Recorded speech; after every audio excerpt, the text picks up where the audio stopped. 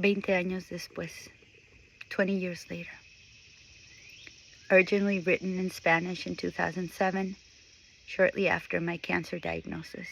Translated and remembered in 2025. I wrote this piece in 2007, about a week after being diagnosed with breast cancer, not knowing yet how much my body and my life were about to change. It came through like a storm, unfiltered, unpretty, and painfully honest. I was 40 years old, steeped in spiritual practice, personal growth work, and the ongoing effort to become better, wiser, more open, more conscious. I had done all the things they said would help, and yet this poured out of me. It wasn't just the fear of dying that always comes with a cancer diagnosis. It was the deeper grief that some part of me had already died inside, not from lack of effort, but from emotional self-preservation disguised as growth. I wrote it in Spanish, my native language, not to be published, not for performance, but because I needed a place to tell the truth. It wasn't meant to be shared. It was raw, private, almost accusatory. A confession written not to be seen, but to be survived.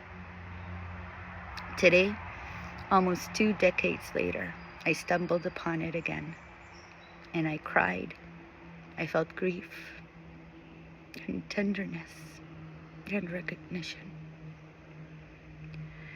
Because parts of it are still true, not just for me, but for many. This is a letter from the woman I was then, speaking the words so many of us keep locked behind emotional control, spiritual performance, or carefully measured hope. I've translated it below and have included the original version in Spanish at the end of the post. If you find yourself in it, know this. You're not behind. You're not broken. You're just remembering that healing without vulnerability is just another kind of armor. This isn't a message of hopelessness. It's a mirror of what happens when we spiritualize our defenses, when we mask fear as discernment, when we trade mystery for logic and tell ourselves we are evolving, when really we are just growing more afraid to feel. If you're here reading this, maybe part of you remembers too. Here is 20 Years Later by Claudia, October 18th, 2007, translated on July 22nd, 2025. Is it helpful at all to dig into our past?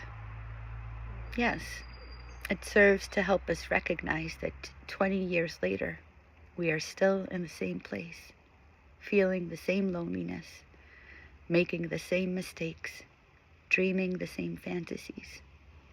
The only difference being that we now carry more weight, a few extra pounds, a few more gray hairs, and a heavy reservoir of tears, cried and uncried, that the passage of time has left in its wake. Let's talk about similarities and differences.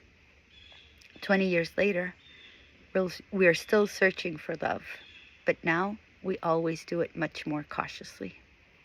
We want to open up, but we make a heroic effort to open ourselves only halfway. We laugh, but not with a full heart, only to keep from letting the sorrow spill out, the sorrow that floods a body already covered in scars. We want to believe in love, but we no longer know which kind of love to believe in, because we have certainly stopped believing in unconditional love. We still have the same dreams, but now we carry a near certainty that they are just that, dreams. We've gained experience, but far from learning from it, we use it only to feed our deepest fears. We feel the same pain, but now we hide it better. We still think, but now we think it over 1,000 times. We still wear the same masks, only now they've hardened into second skin. We are exactly the same, but in an older, worsened version of ourselves, thanks to the burden those 20 years have placed upon us. So what have those 20 years been good for? What good has come from all the therapies, courses, knowledge, experiences, loves and heartbreaks, truths and betrayals? They've helped us realize that we've tolerated what we once emphatically swore off as intolerable, that we've attracted exactly what we most rejected, not what we thought we were seeking, that in truth, we have remained ignorant because what we have learned is nothing else than how to close ourselves off to possibility, to faith, to love, to joy. In short, we have only learned how to close ourselves off from life. We've learned to be cautious so we don't have to admit that the true driver behind everything we say and do is the constant fear that grows day by day, minute by minute. We've learned to be selective so we never have to reveal those parts of our soul we don't dare show anyone. We've learned not to give ourselves completely, to draw hard, impenetrable lines, to close our heart at the slightest indication of imminent or imagined danger. We've learned to distrust, to stop believing in the reality of our dreams, to hide our sadness, to survive with our pain. We've learned to live without innocence and with conscience, or perhaps unconsciousness, to be practical, logical, rational, measured, level-headed, controlled, gray. We've learned to cover up our intensity out of fear of rejection, to swallow that I love you screaming silently from inside our heart, too afraid it won't be returned.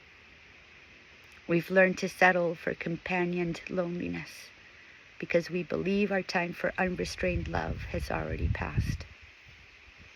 And so we make every possible effort to maintain the fragile little theatrical show that has cost us so many years, so much knowledge, so many tears, and so many disappointments to build. We can't afford the risk of admitting that, in all likelihood, it may all have been absolutely in vain. But the worst of it all is that we maintain this theatrical play at the unbearable cost of denying ourselves the chance to live fully, without anesthesia, without walls, with courage, and with a free and open heart. Now I understand why people refuse to grow old.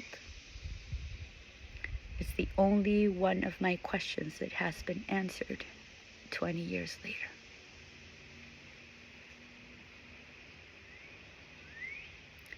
Original version in Spanish. For those who speak Spanish, or for anyone who wants to feel the peace in the language in which it was born, I've included the original version. It was never meant to be shared, and yet, here it is.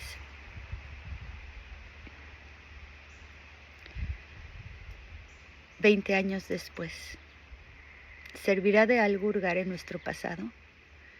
En efecto, sirve para reconocer que 20 años después seguimos en el mismo punto, sintiendo la misma soledad, cometiendo los mismos errores y soñando con las mismas fantasías, con la única diferencia que ahora tenemos unos cuantos kilos y unas cuantas canas de más, y un gran cúmulo de lágrimas lloradas y no, que el paso de los años ha dejado en nuestro haber. Hablemos de similitudes y diferencias. 20 años después, seguimos buscando el amor, pero ahora lo hacemos siempre con mucho tiento. Nos queremos abrir, pero hacemos un esfuerzo inaudito por lograr abrirnos solo a medias. Reímos, pero no a pecho abierto, sino solo para no dejar salir el desconsuelo que nos inunda el cuerpo, ya tan repleto de cicatrices. Queremos creer en el amor, pero no sabemos en cuál de todos creer, porque ciertamente hemos dejado de creer en el amor incondicional. Tenemos los mismos sueños, pero ahora con una convicción casi completa de que son solo eso, sueños. Tenemos más experiencia, pero lejos de aprender de ella, solo la usamos para alimentar nuestros más profundos miedos. Sentimos el mismo dolor, pero ahora lo escondemos mejor. Seguimos pensando, pero ahora lo pensamos 1000 veces. Tenemos las mismas máscaras, solo que ahora más endurecidas. Somos exactamente iguales, pero en nuestra versión vieja y empeorada, gracias a toda la carga que representan esos 20 años después. Entonces, ¿de qué han servido esos 20 años? ¿De qué han servido todas las terapias, los cursos, los conocimientos, las vivencias, los amores y desamores, las verdades y las traiciones?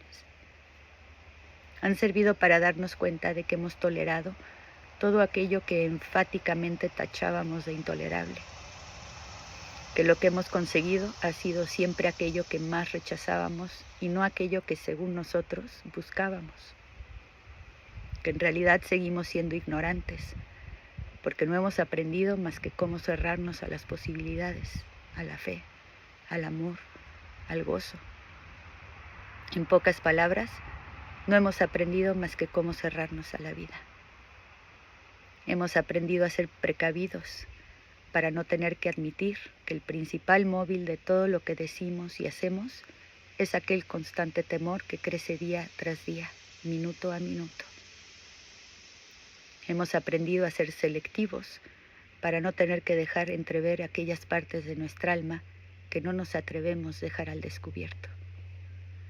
Hemos aprendido a no entregarnos totalmente, a pintar una ancha raya impenetrable, a cerrar nuestro corazón ante el menor indicio de un riesgo inminente o imaginado. Hemos aprendido a desconfiar, a dejar de creer en la realidad de nuestros sueños, a ocultar nuestra tristeza, a sobrevivir con el dolor. Hemos aprendido a vivir sin inocencia y con conciencia o inconsciencia, a ser prácticos, lógicos, razonables, medidos, ecuánimes, controlados, grises. Hemos aprendido a encubrir nuestra intensidad por miedo al rechazo, a tragarnos aquel te amo que por dentro nuestro corazón está gritando por temor a que no sea correspondido, a conformarnos con nuestra soledad acompañada porque creemos que nuestro tiempo de enamorarnos sin reparo ya pasó.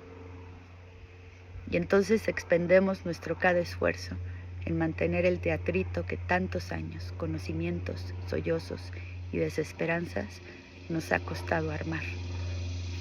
No podemos arriesgarnos a tener que aceptar que todo eso, con toda probabilidad, haya sido absolutamente en vano.